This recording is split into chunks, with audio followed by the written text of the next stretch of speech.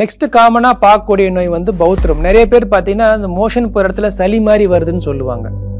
Sir எனக்கு motion போகிற இடத்துல டிஸ்சார்ஜ் மாதிரி அண்டர்வேர்லாம் நலையுது சார்ன்னு சொல்லுவாங்க. அந்த மாதிரி இருக்கிற பேஷண்ட் பௌத்திரமாக இருக்கலாம். பௌத்திரம்ங்கிறது வந்து இங்கிலீஷில் வந்து ஃபிஸ்ட்லா எனானோன்னு சொல்கிறோம்.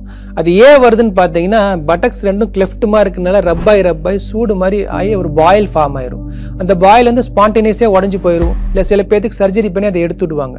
அதை எடுத்துட்டதுக்கு அப்புறம் பார்த்தீங்கன்னா அந்த பஸ் வந்து ஆசன வாயிலிருந்து வெளியில் ஒரு தோல் பக்கம் வரைக்கும் ஒரு சின்னதாக ஒரு ட்ராக்ட் மாதிரி சுரங்கப்பாதை மாதிரி ஃபார்ம் ஆகி ஒரே ஒரு இடத்துல ஓப்பன் ஆகி பஸ் மாதிரி டிஸ்சார்ஜ் ஆகிட்டு இருக்கும். அதை early ஸ்டேஜ்லேயே ஐடென்டிஃபை பண்ணிட்டோம்னா அதை வந்து சர்ஜரி பண்ணி கிளியர் பண்ணிட்டா கம்ப்ளீட்டாக ஹீல் ஆயிரும்.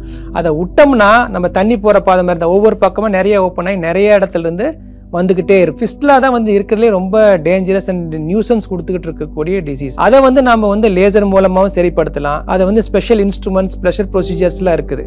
அது மூலமா சரி பண்ணா கம்ப்ளீட்டா திரும்ப வராம தடுக்காட்டிக்கலாம். பட் ஃபிஸ்ட்லா மட்டும் early ஸ்டேஜ்ல பண்ணா மட்டும்தான் நம்ம அதை திரும்ப வராம தடுக்காட்ட முடியும். பட் ரொம்ப அட்வான்ஸ் ஸ்டேஜ்ல பண்ணணும்னா அது திரும்ப வந்துகிட்டு ஒரு நாகிங் ப்ராப்ளமாவே லைஃப் லாங் இருக்கும். ஸோ early ஸ்டேஜ்ல ஐடென்டிஃபை பண்ணி டிசீஸ் ஐடென்டிஃபை பண்ணி ட்ரீட்மெண்ட் பண்றது தான் நல்லது. பட் மோஷன் போற இடத்துல வரக்கூடிய ப்ராப்ளமை தயவு செஞ்சு சங்கடப்படாம ஆரம்ப ஸ்டேஜ்லேயே பார்த்துக்கிட்டீங்கன்னா கம்ப்ளீட்டா கியூர் பண்ணலாம். பட் அது எப்படா போய் மீட் பண்றது, எப்படா டாக்டரை பார்க்கறது, எப்படி நம்ம சந்தேகங்களை சொல்றது அப்படின்னு கேட்டீங்கன்னா கஷ்டம். எர்லியரா வைத்தியம் பண்ணா நல்லது.